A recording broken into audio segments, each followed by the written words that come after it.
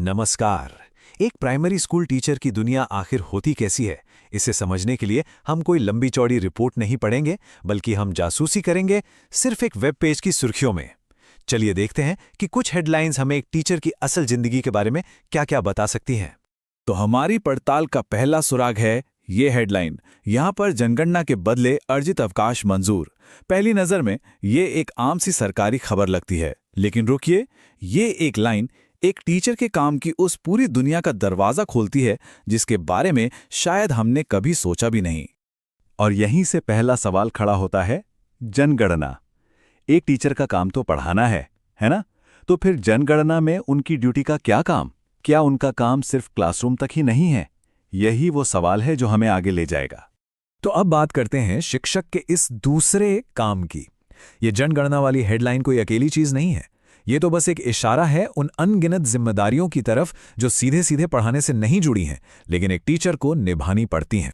तो जनगणना ड्यूटी की ये जो एक खबर है ना, वो असल में प्रशासनिक कामों की एक बहुत उलझी हुई दुनिया में एक छोटी सी खिड़की की तरह है, जो क्लासरूम की दीवारों से बहुत आगे तक जाती है। और जैसे जैसे हम उसी वेब पेज की दूसरी सुर्खियों पर नजर डालते हैं, ये तस्वीर और साफ होने लगती है।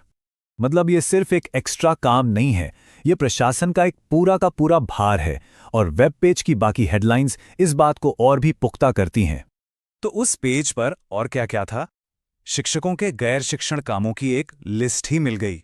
जनगणना ड्यूटी, इलेक्शन ड्यूटी का बंटवारा और ऊपर से ऑनलाइन हाजिरी का नया चक्कर। और याद रखिए, ये सब कुछ पढ़ाने के मुख्य काम के अलावा है।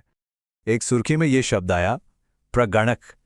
इसका सीधा सा मतलब है वो इंसान जो घर घर जाकर जनगणना का डेटा इकट्ठा करता है।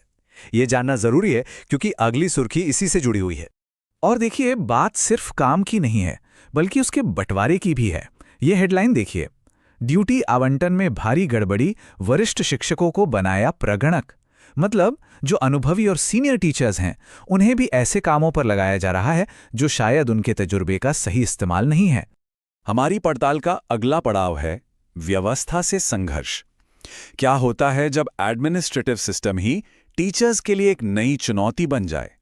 जरा सोचिए, एक तरफ एक टीचर का आदर्श काम है बच्चों को पढ़ाना, उन्हें प्रेरित करना, और दूसरी तरफ है सिस्टम की हकीकत, जो उसी वेब पेज के मुताबिक बिचौलिए, सेवा समाप्ति और निलंबित जैसे शब्दों से भरी पड़ी हैं।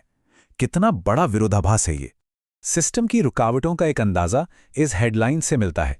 बेसिक के हर ऑफिस में बिचौलिए आखिरकार मिल ही जाते हैं। ये इस तरफ इशारा करता है कि टीचर्स को शायद अपना काम करवाने या समस्याओं को सुलझाने के लिए भी कितनी मुश्किलों से गुजरना पड़ता होगा। लेकिन ऐसा नहीं है कि हमेशा सिस्टम ही जीतता है। उसी वेब पेज पर एक खबर उम्मीद भी देती है। इसमें बताया गया है कि सुप्रीम कोर्ट ने 2 शिक्षकों की नौकरी खत्म करने का आदेश रद्द कर दिया।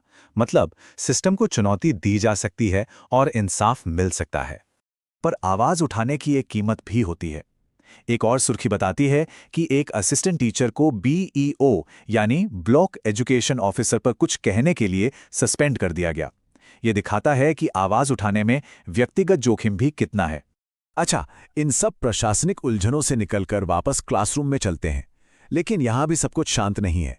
बाहर से आने वाले निर्देशों और बदलती नीतियों की वजह से क्लास का माहौल भी लगातार बदलता रहता है। उसी वेब पेज की सुर्खियां बताती हैं कि क्लासरूम के अंदर भी नए नए नियमों की बाढ़ सी आई हुई है।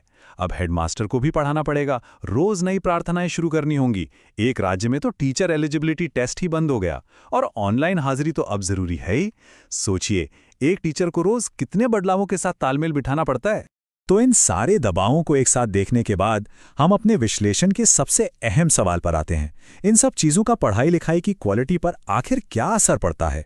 इस सवाल का जवाब खोजने से पहले बस इस नंबर पर एक नजर डालिए, 19। ये सिर्फ एक संख्या नहीं है, ये उस पब्लिक बहस का एक प्रतीक है जिसका सामना एक टीचर को हर रोज करना पड़ता है।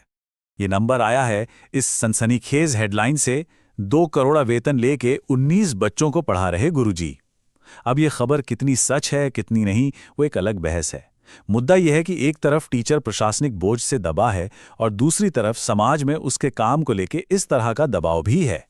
तो सवाल यही उठता है, जब एक टीचर का ध्यान प्रशासन, सिस्टम की लड़ाई और रोज बदलती नीतियों के बीच बटा हो, तो क्लासरूम में सीखने और सिखाने पर